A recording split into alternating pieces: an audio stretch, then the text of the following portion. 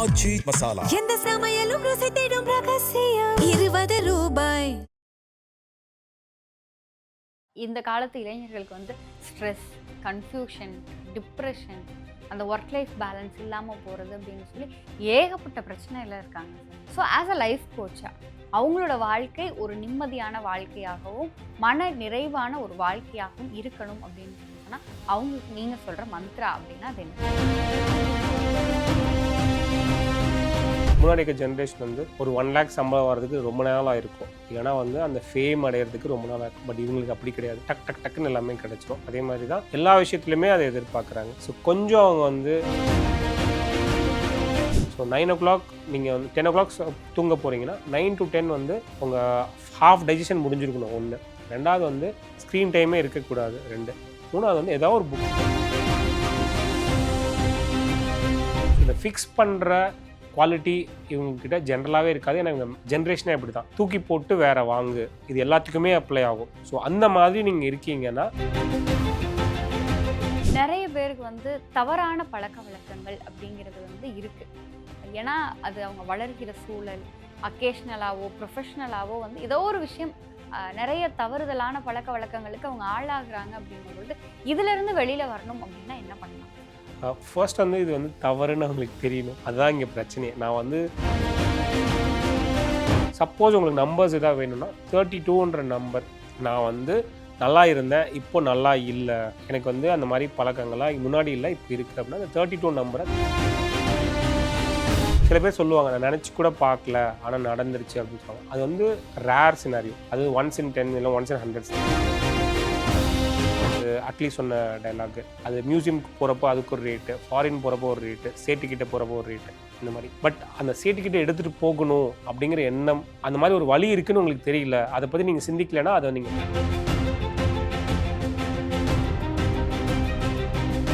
IBC பக்தி நேயர்கள் அனைவருக்கும் அன்பு வணக்கம்.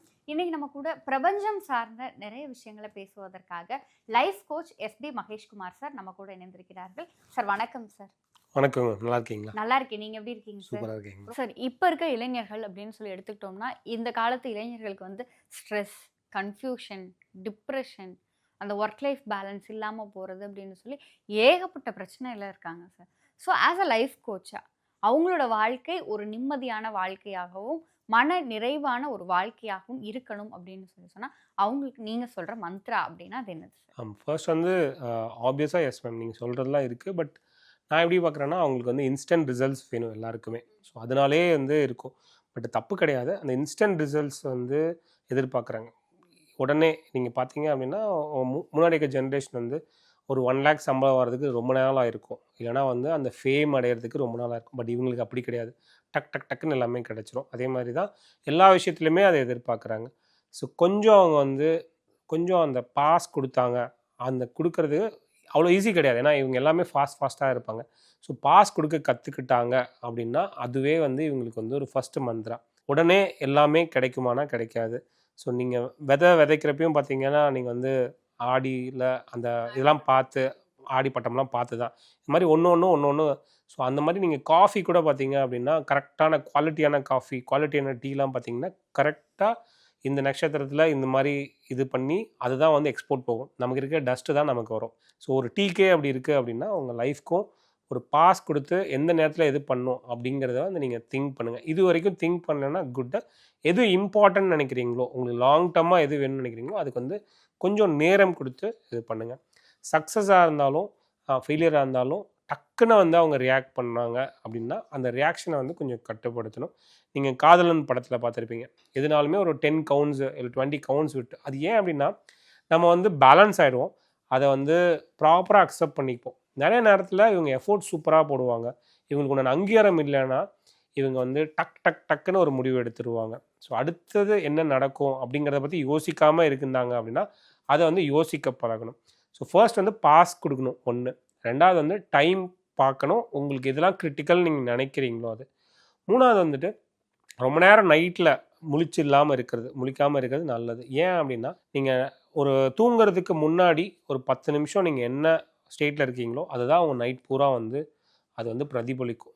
ஃபார் 1 மணி நேரம் முன்னாடி நீங்கள் மொபைல் பார்க்கல, இல்லைனா வந்து டிவி பார்க்கல, ஸ்க்ரீன் டைமே இல்லை, நீங்கள் அந்த 1 மணி நேரம் தூங்குறதுக்கு 1 மணி நேரம் முன்னாடி நீங்கள் உங்கள் வயிறு எம்டியாக இருக்குது இல்லைனா டைஜஸ்ட் ஆகிடுச்சு அப்படின்னா அப்போ வந்து ஏதாவது ஒரு புக்கு படிச்சிங்கன்னா நிறைய மாற்றங்கள் உங்களுக்கு கிடைக்கும். இது வந்து ஒரு சிம்பிளான விஷயம். ஸோ 9:00 நீங்கள் வந்து 10:00 தூங்க போகிறீங்கன்னா 9 to 10 வந்து உங்கள் ஹாஃப் டைஜஷன் முடிஞ்சிருக்கணும் 1.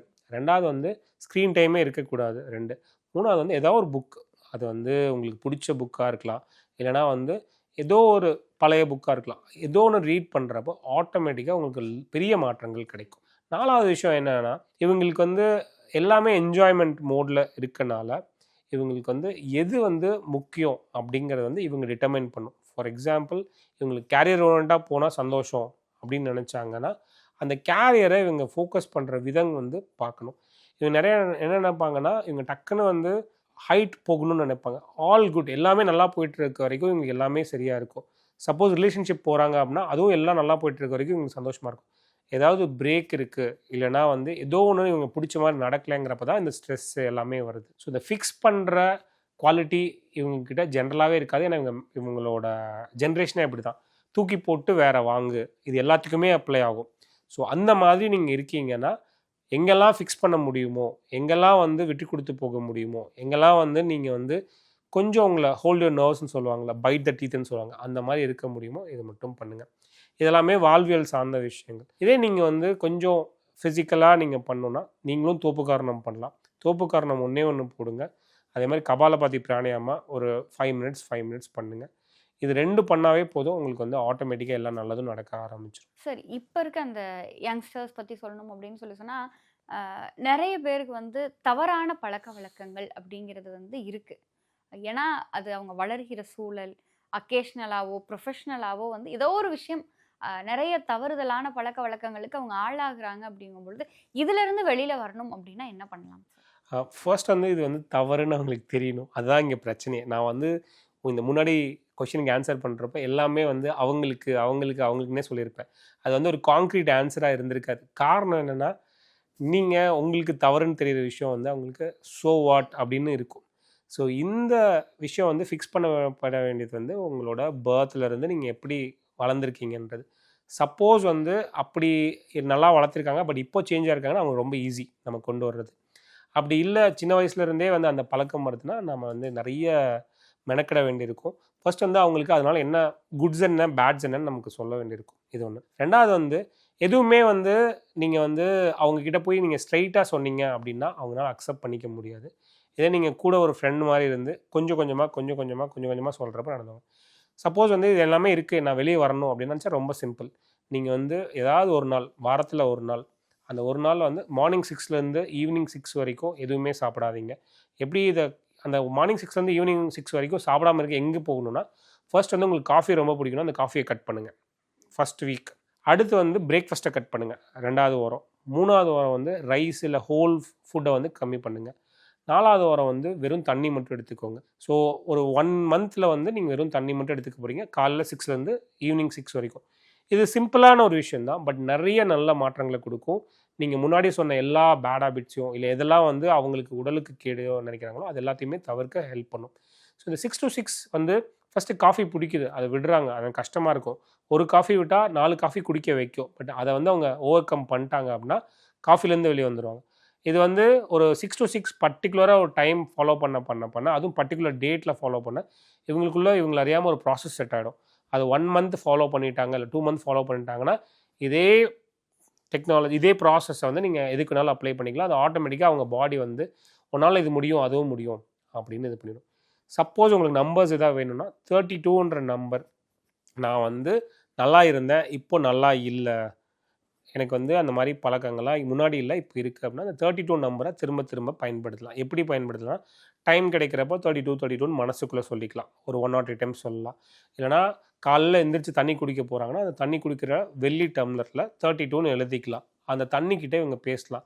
நான் சந்தோஷமாக இருக்கேன், மகிழ்ச்சியாக இருக்கேன், நான் ஆனந்தமாக இருக்கேன், நான் ஆரோக்கியமாக இருக்கேன், செல்வ செழிப்போடு இருக்கேன், எல்லாம் நல்லது மட்டுமே என்கிட்ட இருக்குது அப்படின்னு அவங்க சொல்லிட்டு தண்ணி குடிக்கிறப்போ ஆட்டோமேட்டிக்காக அவங்களுக்கு ஒரு சேஞ்ச் தெரியும். கண்டிப்பா இது ரெண்டு மட்டுமே ஃபாலோ பண்ணால் போதுங்க மேம். சார், இப்போ நீங்கள் சொல்லும்போது வந்து வெள்ளி டம்ளரில் தண்ணி குடிக்கும் போதுங்கிறத சொல்கிறீங்க. நிறைய வீடுகளில் வெள்ளி டம்ளர் இல்லை, சில்வர் டம்ளரில் தான் குடிக்கிறாங்கும் போது இதை எப்படி இது பண்ணலாம்? நம்ம ஸ்டார்ட் பண்ணுறது ஒரு கிளாஸ் டம்ளரில் பர்டிகுலராக வச்சுக்கலாம். அடுத்து நம்மளோட அடுத்த தடவை நான் குடிக்கிறப்ப நான் வெள்ளி டம்ளரில் குடிப்பேன்னு நினைங்க, அதே மாதிரி குடிச்சிருவீங்க. இந்த பாசிட்டிவான அந்த டிரான்ஸ்ஃபர்மேஷனே வந்து நிறைய பேரோட லைஃப்பில் வந்து ஹெல்ப் பண்ணும் அப்படிங்கிற அந்த ஸோ அந்த கிளாஸ் டம்ளர் நீங்கள் மட்டும் குடிங்க, அது உங்களுக்கான டம்ளராக இருக்கட்டும். ஒன்று, அந்த டம்ளரில் நீங்கள் தண்ணி குடிக்கிறப்போ நான் அடுத்த தடவை குடிக்கிறப்ப நான் வெள்ளி டம்ளரில் குடிப்பேன், நான் வெள்ளி டம்ளர் குடிச்சிட்டு இருக்கேன் நினைக்க அதே கிடைக்கும். அதுவே உங்களுக்கு ஒரு ஃபர்ஸ்ட் மேனிஃபெஸ்டேஷன் கோலாக இருக்கும். அது நடந்ததுனே அதுக்கப்புறம் அடுத்து நடக்க ஆரம்பிக்கும். கண்டிப்பாக சார். பொதுவாக மணி அட்ராக்ஷன் சார்ந்த நிறைய விஷயம் சொல்லிட்டு இருக்கீங்க சார். மணி அட்ராக்ஷன் அப்படிங்கிறது வந்து நம்ம ஒரு விஷயத்த செய்யறதுனால கிடைக்கிற அந்த செயல் நிலையா, இல்லை இதை நம்ம பண்ணோன்னா மணி அட்ராக்ட் பண்ணிடுவோம் அப்படின்னு சொல்லி நம்ம நினைக்கிற அந்த மனநிலையா? ஃபர்ஸ்ட் வந்து நமக்கு என்ன வேணுங்கிறதாங்க. ஜென்ரலாக எப்படி போகும்னு சொல்கிறேன், நீங்கள் உங்களுக்கு எது பிடிச்சிருக்கோ எடுத்துக்கோங்க.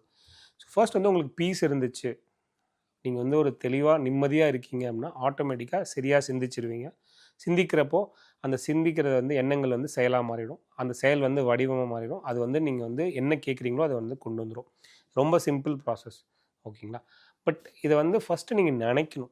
அது நினைக்கிறப்போ அந்த எண்ணம் வந்து சரியாக இருந்துச்சு அப்படின்னா அந்த மனநிலை ஆட்டோமேட்டிக்காக வந்துடும். நிறைய பேர் வந்து என்ன நினைப்பாங்க அப்படின்னா, அவங்கனால இப்போது நீங்கள் இருக்கீங்க, ஃபார் எக்ஸாம்பிள் நாளைக்கு உங்களுக்கு வந்து ஒரு நாளைக்கு வந்து 2 லட்ச ரூபா சம்பளம், இல்லை 2 லட்ச ரூபா நீங்கள் ஏர்ன் பண்ணுறீங்க அப்படின்னு நான் சொன்னேன்னா, இதை நீங்கள் அக்செப்ட் பண்ணுவீங்களா மாட்டிங்களா? அக்செப்ட் பண்ணுவீங்கன்னா வாங்கிட்டு இருக்கீங்க அப்படின்னு சொன்னால், நான் கொடுக்கல, நாளையிலேருந்து நீங்கள் 2 லட்ச ரூபா ஒரு நாளைக்கு நீங்கள் வாங்கிட்டு இருக்கீங்க அப்படின்னு நான் சொன்னால் நீங்கள் அதை ஏற்றுக்க முடியுமா முடியாதா? அந்த மாதிரி நீங்கள் சொல்கிறீங்க அப்படின்னா, இல்லை நானும் சொல்லுவேன், நான் ஜஸ்ட் உங்களுக்கு எக்ஸாம்பிளாக கேட்குறேன். அப்படி நம்ம சொல்கிறோம் அப்படின்னா அப்போ நமக்கு வந்து அந்த தயார் நிலையில் இல்லைன்னு அர்த்தம். அது நமக்கு எட்டாக்கனியாக இருக்குது, அது நமக்கு வந்து அதை நம்ம விஷுவலைஸே பண்ணல, அந்த மனநிலைக்கு நம்ம போகல, இல்லை அது மாதிரி நம்ம வாழ்ந்து பார்க்கல, நான் நினச்சி கூட பார்க்கல. அப்படி இருக்க எந்த விஷயமே நடக்காது. இதுதான் ரொம்ப சிம்பிள், சரிங்களா? நான் இன்றைக்கி வந்து இப்படி இருக்கேன், இன்றைக்கி நான் 20,000 சம்பாதிக்கிறேன், நாளைக்கு நான் 50,000 சம்பாதிப்பேன், நான் 70,000 சம்பாதிப்பேன் அப்படின்னா அந்த 50,000 சாத்தியப்படுமானா படும், 70,000 சாத்தியப்படுமானா படும், 1 லட்ச ரூபா சாத்தியப்படுமா படும். ஆனால் அந்த 1 லட்ச ரூபா நீங்கள் நினச்சே பார்க்கல அப்படின்னா, சில பேர் சொல்லுவாங்க நான் நினச்சி கூட பார்க்கல ஆனால் நடந்துருச்சு அப்படின்னு சொல்லுவாங்க. அது வந்து ரேர் சினாரியோ, அது 1 in 10 இல்லை 1 in 100 தான் நடக்கும். பட் சிஸ்டமேட்டிக்காக போகிற எல்லாருக்குமே உங்களுக்கு என்ன வேணுமோ அதை நீங்கள் நினச்சிருப்பீங்க, அந்த நினச்சிருந்தா மட்டும்தான் அதுக்கு நடக்கும். ஸோ அந்த நினச்சதை செயல்படுத்துறதுக்கு நீங்கள் வந்து ரொம்ப பீஸ்ஃபுல்லாக இருக்கணும், உங்களோட மனநிலை வந்து தெளிவாக இருக்கணும். இப்போ எனக்கு 1 லட்ச ரூபா வேணும் அப்படின்னு மட்டும் நினச்சிட்டேன், நான் எந்த செயலும் போடல, அதுக்கு உண்டான ஸ்கில் நான் கற்றுக்கல, அதுக்கு உண்டான ஆட்களை வந்து நான் வந்து நீங்கள் சொன்ன மாதிரி யார்கிட்ட போனால் அது கிடைக்கும். நீங்கள் கேள்விப்பட்டிருப்பீங்க, ஒரு வாட்ச்சு, தாத்தாவோட வாட்ச்சு, அது வந்து அட்லி சொன்ன டைலாகு, அது மியூசியமுக்கு போகிறப்போ அதுக்கு ஒரு ரேட்டு, ஃபாரின் போகிறப்போ ஒரு ரேட்டு, சேட்டுக்கிட்ட போகிறப்போ ஒரு ரேட்டு, இந்த மாதிரி. பட் அந்த சேட்டுக்கிட்ட எடுத்துகிட்டு போகணும் அப்படிங்கிற எண்ணம், அந்த மாதிரி ஒரு வழி இருக்குதுன்னு உங்களுக்கு தெரியல, அதை பற்றி நீங்கள் சிந்திக்கலைன்னா அதை நீங்கள் பண்ணவே மாட்டீங்க. இன்றைக்கி எனக்கு இது கிடச்சிட்டா போதும்னு சொல்லிட்டு நீங்கள் பக்கத்தில் போய் நீங்கள் கொடுத்துட்டீங்கன்னா அதோட வேல்யூ அவ்வளோதான். பட் நீங்கள் லாங் டேர்மாக யோசிக்கிறீங்க, நினைக்கிறீங்க அப்படின்னா அதோட வேல்யூ வேறு. ஸோ நீங்கள் வந்து அந்த எண்ணம் வந்து ஃபஸ்ட்டு, அதுக்கப்புறம் 2வது அதுக்குண்டான மனநிலை, அதுக்குண்டான இதை வந்து நீங்கள் செயல்படுத்தணும். நீங்கள் வந்து அதுக்கு ப்ரிப்பேர் பண்ணிட்டே இருக்கணும். அதுக்கு என்னெல்லாம் ஸ்கில்ஸ் வேணுமோ நீங்கள் கற்றுக்கிட்டே இருக்கணும், ப்ராசஸ் ஃபாலோ பண்ணிகிட்டே இருக்கணும், உங்கள் உழைப்பு போட்டுகிட்டே இருக்கணும். நம்ம முன்னாடி சொன்ன மாதிரி ஒரு நாள் வந்து உங்களுக்கு வாழை மரம் மாதிரி ப்ரெசென்ட் பண்ணுறதுக்கு ஒரு வாய்ப்பு கிடைக்கும். அது கிடைச்சிட்டா நீங்கள் வந்து பண்ணிக்கலாம். கண்டிப்பாக சார். மணி அட்ராக்ஷன் சார்ந்தும் பொதுவாக பணத்தை நம்ம அட்ராக்ட் பண்ணுறோம் அப்படின்னு சொன்னால் அது நம்முடைய செயல்நிலையோடு சேர்த்து நம்முடைய மனநிலையும் இணைந்திருக்கு அப்படிங்கிற ஒரு விஷயத்த வந்து ரொம்ப அழகாக சொன்னீங்க. உங்களுடைய இந்த நேர்காணலுக்கும் நீங்கள் எங்களோடு பகிர்ந்து கொண்ட இந்த தகவல்களுக்கும் நன்றி சார். Thank you ma'am. உங்களுக்கும் நன்றி. இந்த நிகழ்ச்சி ஏற்பாடு செஞ்ச வாய்ப்பு கொடுத்த எல்லாருக்குமே நன்றிங்க. தேங்க்யூ.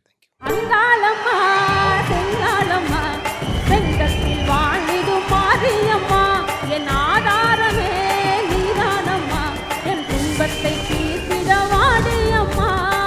அண்டம் முழுவதும் காப்பவளே, அன்னபூரணி நீலியம்மா. நன்றி கூறிய நான் தொழுவேன், நாகதேவிய வாடியம்மா. ஆச்சி மசாலா, எந்த சமையலும் ருசி தேடும் ரகசியம் 20 ரூபாய்.